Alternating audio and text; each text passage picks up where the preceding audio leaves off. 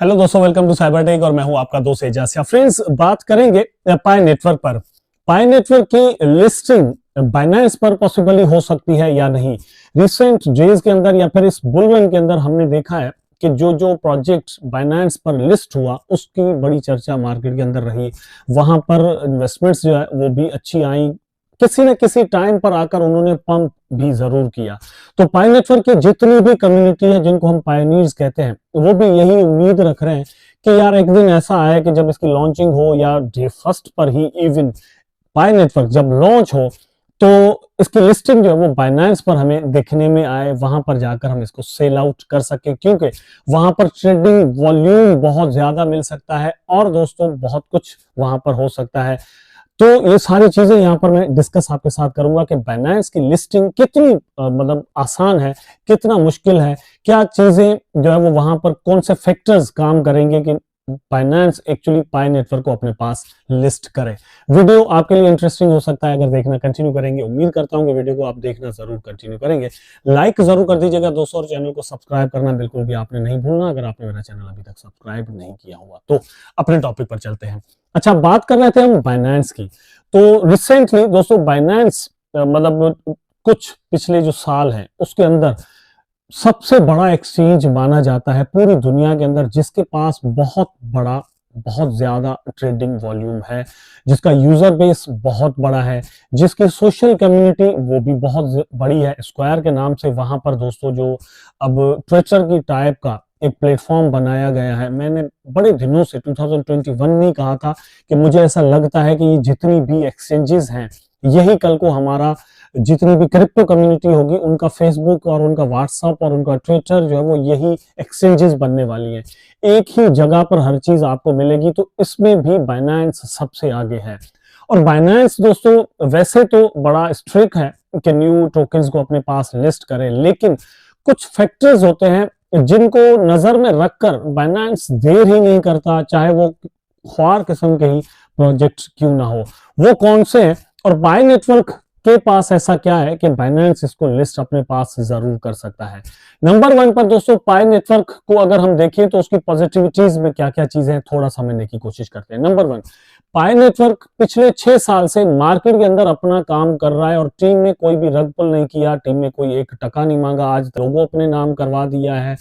पाई network की team advancement जितनी भी टेक्नोलॉजिकल है वो भी करती जा रही है, डिफरेंट एप्लीकेशंस बना रही है। उसके बाद दोस्तों पाई नेटवर्क की टीम ने केवाईसी का एक बहुत बड़ा मैकेनिज्म बनाया हुआ है। मिलियंस की क्वांटिटी के अंदर लोगों की दोस्तों यहाँ पर केवाईसी की जा रही है। ये केवाईसी खुद में इसको एक लेजिट प्रोजेक्ट के तौर पर आगे चलकर मनवाने में रोल प्ले करेगी। ठीक है। नंबर 3 दोस्तों, इन्होंने अपनी ब्लॉकचेन बना दिया है जो कि स्टेलर प्रोटोकॉल पर काम कर रही है। ब्लॉकचेन है, ट्रांजैक्शन दिखती हैं, फिर इन्होंने इनक्लोज्ड मेननेट करके टोकन ट्रांसफर करके जो पायनियर्स हैं या यूजर्स हैं उनके वॉलेट के अंदर सेंड करके दिखा भी दिए कि टोकन की कैलकुलेशंस के हिसाब से टोकन लोगों के वॉलेट के अंदर भेजे भी जा रहे हैं। ये जितनी भी है मैं आपको पॉजिटिविटीज बता रहा हूं। ठीक है। अब आ जाती है बात दोस्तों, बाकी रह जाता है मेननेट। एक फायरवॉल है उसको हटाना है, तो फिर ये होगा कि आप इन टोकन्स को पाई नेटवर्क का जो वॉलेट है उसके अलावा किसी और वॉलेट के अंदर भी सेंड कर सकेंगे। बस एक चीज यही रहती है, जब ये हो जाएगा तो इसका मतलब ये होगा कि रीच जो है वो डिफरेंट वॉलेट्स की यहाँ पर इस ब्लॉकचेन पर हो जाएगी। एक्सचेंजेस जो है वो अपनी रीच यहाँ पर कर सकेंगी और ये जो टोकन है इनकी रीच डिफरेंट एक्सचेंजेस पर मतलब हो सकेगी और ब्रिजिंग वगैरह भी पॉसिबली हम कर सकेंगे। यही चीज रहती है और यही चीज मेननेट में बाकी आकर टीम ने करनी है। ठीक है। अब आते हैं कि किसी भी क्रिप्टो एक्सचेंज को क्या चाहिए होगा। जाहिर सी बात है उनको यूजर बेस चाहिए, उनको ऐसे प्रोजेक्ट्स चाहिए जो कि उनके पास कम्युनिटी लेकर आए, न्यू अकाउंट्स वहां पर बने, न्यू यूजर्स वहां पर आए, न्यू इन्वेस्टमेंट्स वहां पर आए। ठीक है। अगर आपका अभी तक बाइनेंस पर, कॉइनबेस पर, किसी भी एक्सचेंज पर अगर अकाउंट नहीं है और पाई नेटवर्क की वजह से आप वहां पर बना सकते हैं, तो ये ऑप्शन या ये मौका जो कोई भी एक्सचेंज गंवाना नहीं चाहेगी। अब बात आती है कि किसी भी टोकन को लिस्ट करना और पाई नेटवर्क को लिस्ट करना, इसमें क्या डिफरेंस है। किसी भी टोकन को लिस्ट करने में दोस्तों डिफरेंस ये है कि उसके पास कोई कम्युनिटी नहीं होती, उसका कोई पता अता नहीं होता कि कौन बंदे हैं, किसने बनाया, कल को रख पुल कर जाए, भाग जाए। लेकिन यहाँ पर टीम का नाम पता है, उनकी जो मतलब क्रेडिबिलिटी है वो पता है, फिर प्रोजेक्ट की क्रेडिबिलिटी वो भी पता है, फिर टेक्नोलॉजिकल एडवांसमेंट जो प्रोजेक्ट की है वो भी पता है, कम्युनिटी है वो भी पता है। तो ये जितनी भी पॉजिटिविटीज बताई थी यही वाली थी। बाइनेंस इन सारी चीजों को कैश आउट करके अपने पास रखने की कोशिश जरूर करेगा। लाइक हेमस्टर कंपेयर को ये अपने पास लेकर आए, रिसेंटली एक और प्रोजेक्ट इन्होंने लॉन्च किया है, और भी इस तरह के बहुत सारे प्रोजेक्ट जो है वो इन्होंने लॉन्च अपनी एक्सचेंज पर किए, जिनकी कोई खास क्रेडिबिलिटी भी नहीं थी, जस्ट इसलिए किया क्योंकि कम्युनिटी उनकी बहुत बड़ी थी और वहां पर जो है वो बाइनेंस को एक यूजर बेस अच्छा खासा मिल सकता था, न्यू यूजर आ सकते थे, न्यू जो इन्वेस्टमेंट्स हैं वो वहां पर आ सकती थी।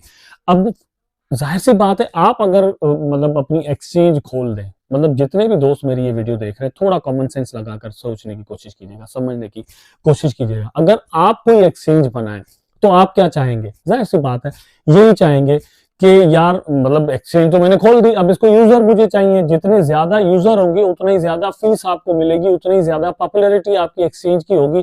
और कोई भी एक्सचेंज हम मतलब खोलेंगे क्यों? कि लोग उसको यूज करें। मैं जब यहाँ पर यूट्यूब पर वीडियो बनाता हूँ तो सबसे बड़ा जो मन में ख्याल होता है वो क्या होता है कि लोग मेरा वीडियो देखें। मैं कितना भी अच्छा वीडियो बना दूं, अगर लोग देखेंगे ही नहीं तो मैं तो मतलब मुझे बंद करना पड़ जाएगा ना चैनल, यही हो सकता है ना। या तो फिर इतनी स्टेमिना हो मेरे अंदर, इतना जो है वो मतलब मैं कर सकूं कि जारी रखूं। ठीक, तो टीम क्या कुछ कर रही है और फिर बाइनेंस की टीम क्या कुछ कर सकती है।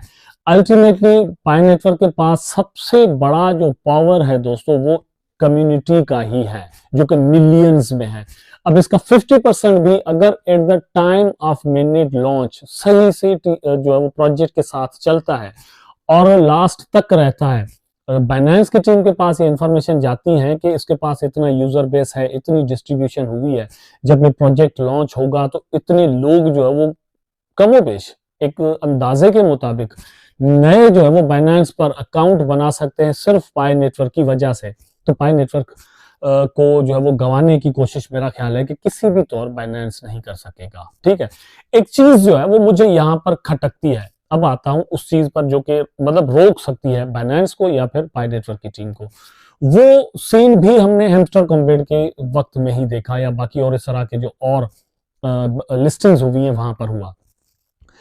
टोटल का 3% दोस्तों बाइनेंस को एयर ड्रॉप करके हैमस्टर कॉम्बेट की टीम ने दे दिया कि आप अपने यूजर्स को जाकर दो। ठीक है, ये वाला काम मेरा ख्याल है कि पाई नेटवर्क की टीम किसी भी तौर पे नहीं करने वाली।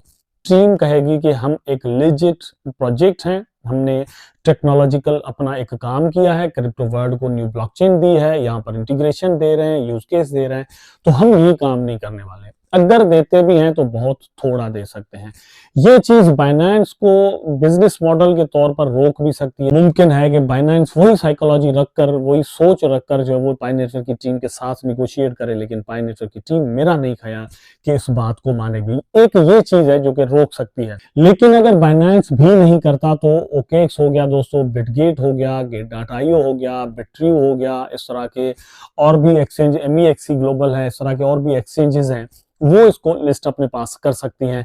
नीचे इन सारी एक्सचेंजेस के लिंक पड़े हुए, आप वहां पर अकाउंट बना सकते हैं। तो वो जब इसको लिस्ट करेंगे तो अल्टीमेटली एक ऐसा टाइम आएगा कि बाइनेंस इसको लिस्ट भी करेगा। यहां पर एक पॉजिटिव चीज और बन जाती है कि शिबा इनू के अंदर हमने देखा, बेबी डॉज कॉइन के अंदर तो वो चीज अभी तक नजर नहीं आई, लेकिन शिबा इनू के अंदर और कुछ और कॉइन्स के अंदर हमने वो चीज देखी थी कि अगर शुरू में बाइनेंस लिस्ट नहीं करता किसी प्रोजेक्ट को तो एक शुरुआती जो इन्वेस्टमेंट है बाकी सारी एक्सचेंजेस के जरिए वहां पर आ जाती है। पॉपुलैरिटी हासिल करनी होती है या एक मूव जो है वो अच्छा लेना होता है तो वो ले चुका होता है। उसके बाद जब वो बाइनेंस पर आता है तो उससे डबल फिर उसका प्राइस जो वो ज्यादातर हो जाता है, या फिर 2x 3x 4x 5x तक भी इवन हो जाता है, क्योंकि ऑलरेडी एक इन्वेस्टमेंट वहां पर होती है, बाकी रहती है बाइनेंस की वजह से, तो वो एक फोमो अलग से वहां पर बनता है। तो पाई नेटवर्क के पास बहुत सारी ऐसी चीजें हैं कि जिनकी वजह से बाइनेंस इसको अपने पास लिस्ट कर सकता है, सवाए एक के। ये सारी चीजें मुझे उम्मीद है कि आपको समझ में जरूर आई होंगी और उस तरह से आप इसको सीरियस भी लेंगे कि पाई नेटवर्क की माइनिंग आप में से यहाँ पर ना करें। उम्मीद करता हूँ कि वीडियो आपको जरूर अच्छा लगा होगा। अगर अच्छा लगा है तो लाइक करें, कमेंट करें, शेयर करें, चैनल को सब्सक्राइब करके बेल आइकन जरूर दबा दें ताकि मैं और आप आपस में जुड़े रहे। टेक केयर, अल्लाह हाफिज़।